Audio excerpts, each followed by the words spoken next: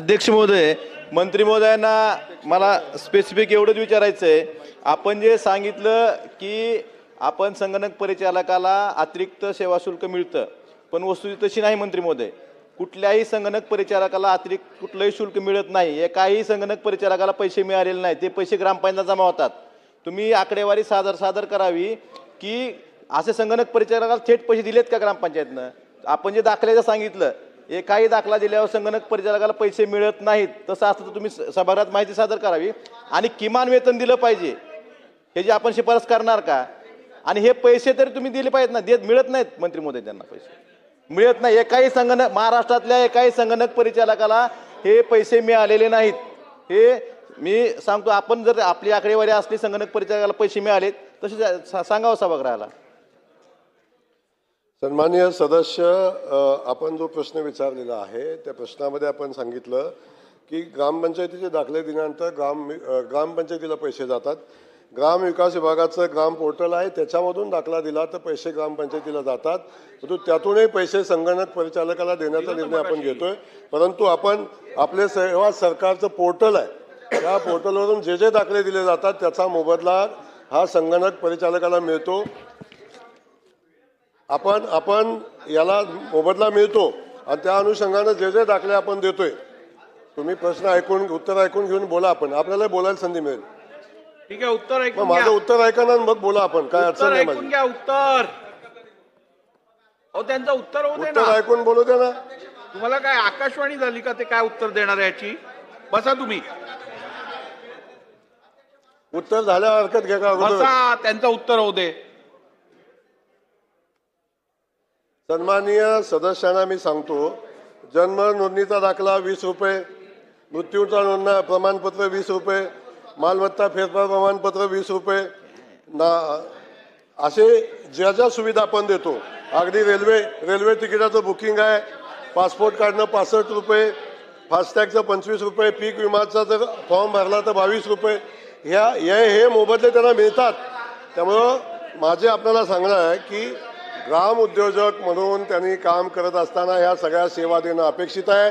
ज्या ज्या सेवा सेतू केंद्रामध्ये दिल्या जातात त्या सगळ्या सेवा संगणक परिचालकांना देणं अपेक्षित आहे आणि त्या अनुषंगाने त्यांना अतिरिक्त उत्पन्न त्यातून मिळवणं अपेक्षित आहे.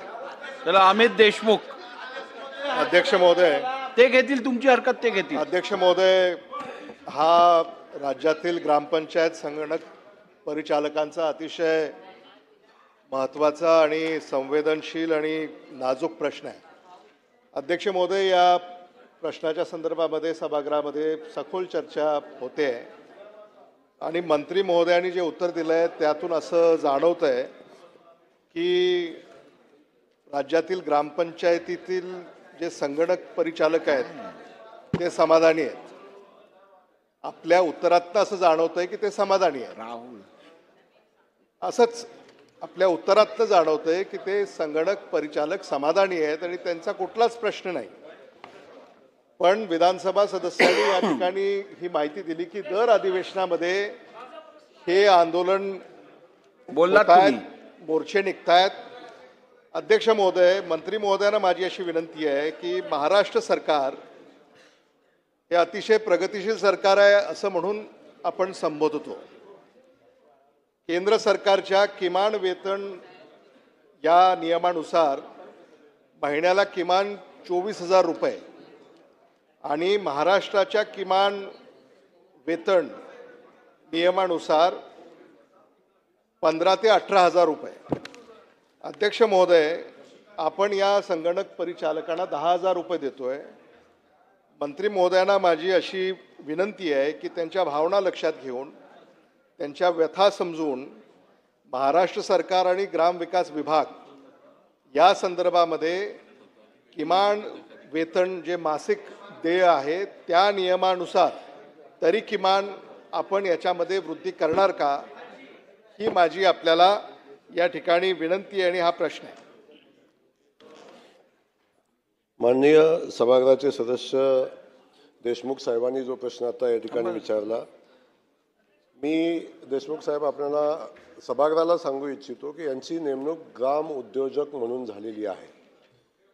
आपण ग्राम उद्योजक म्हणूनच नेमणूक झालेली आहे जसं याप्रमाणे सेतू केंद्र चालवलं जातं, ज्याप्रमाणे ई सेवा केंद्र चालवलं जातं, तुम्हाला संधी त्याप्रमाणे देतो. या सेवा देऊन सेवेच्या मोबदल्यात त्यांनी पैसे मिळवणं अपेक्षित आहे. आणि त्या तुम्हाला. ग्रामपंचायतीच्या ज्या सेवा देतो त्या मोबदल्यात आपण 10,000 रुपये त्यांना देतो.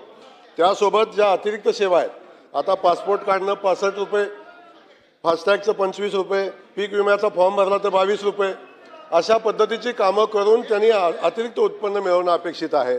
त्यामुळे याला ग्राम उद्योजक म्हणून आपण जी नेमणूक याची केलेली आहे त्यांनी त्या सेवा देणं अपेक्षित आहे. मी या निमित्तानं आपल्याला सांगू इच्छितो की आपण अनेकदा बघतो आपले सरकार सेवा केंद्र आहे, CMOनं याचा सर्वे पण केला. आपलं सरकार सेवा केंद्र आहे त्याच्यामध्ये 83% ॲक्टिव्ह असणाऱ्या सेवा केंद्राची संख्या आहे. त्यामध्ये सेतूचं आपलं कार्यालय आहे, 94% ॲक्टिव्हली काम करतात. आणि आपलं जे हे ग्रामपंचायतीचं केंद्र आहे आपलं, ह्याचा ॲक्टिव्ह केंद्राची संख्या 25 आहे. याच्यामुळं हे अपेक्षित आहे, संगणक परिचालकांनी याच्यावर काम करणं अपेक्षित आहे. याच्याकडून ज्या ज्या सेवा देणं, लोकांना जनतेला सेवा देणं अपेक्षित आहे ते सेवा देणं अपेक्षित आहे. तो आपला नागरिक आहे, तो ग्रामपंचायतीचा आपला सहकार्य आहे, त्याला मानधन मिळालं पाहिजे. या सगळ्या गोष्टी जरी असल्या तरी त्यांनी जनतेला सेवा दिल्या पाहिजेत. आणि सेवेच्या मोबदल्यात आपण एक दाखला घ्यायचं म्हणलं, ग्रामपंचायतीतनं तालुक्याला जायला लागतं. तालुक्याला गेलो त्याचा जायचा याचा खर्च होतो, तिथं दिवस जातो. त्या सेवा ग्रामपंचायतीमध्ये मिळाल्या पाहिजेत म्हणून आपण याची नेमणूक केलेली आहे. आणि त्यांना त्या सेवा देण्यासंदर्भात त्याचं पोर्टल आहे, त्याहून त्यांनी सेवा दिल्या पाहिजे हे अपेक्षित आहे. त्यामुळे आपण बघतो की या सेवा देत असताना या सगळ्या सेवा ज्या ज्या ठिकाणी दिल्या जातात त्या संगणक परिचालकाला चांगले मानधन, चांगले पैसे मिळतात. परंतु ह्या सेवाच न देता जर कोण अपेक्षित असेल की फक्त शासनानं मानधन द्यावं तर हे मला वाटतं तितकंसं योग्य होणार नाही. शेवटी ग्रामपंचायतीची परिस्थिती आपण बघितली पाहिजे.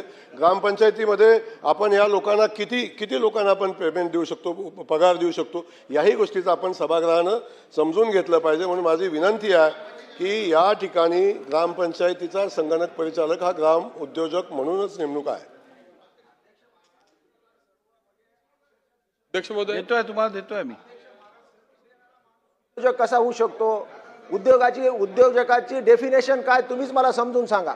तुम्ही ॲडव्होकेट आहात, सर्व्हिस देणारा, एक सर्टिफिकेट देणारा माणूस तुम्ही त्याला उद्योजक समजावण्याचं म्हणता? काम. त्याला उद्योजक म्हणू शकता का कोण आपण? आणि 10,000 रुपये वेट बिगार करून टाकले यांना. 10,000 रुपये दिले जातात. अध्यक्ष महाराज, मिनिमम वेजेस ऍक्ट खाली यांना तुम्ही आणणार का? हे उद्योजक कसे, मला हे मंत्री महोदयांनी समजून सांगावं. आणि यावलकर समिती म्हणते आहे, अध्यक्ष महाराज,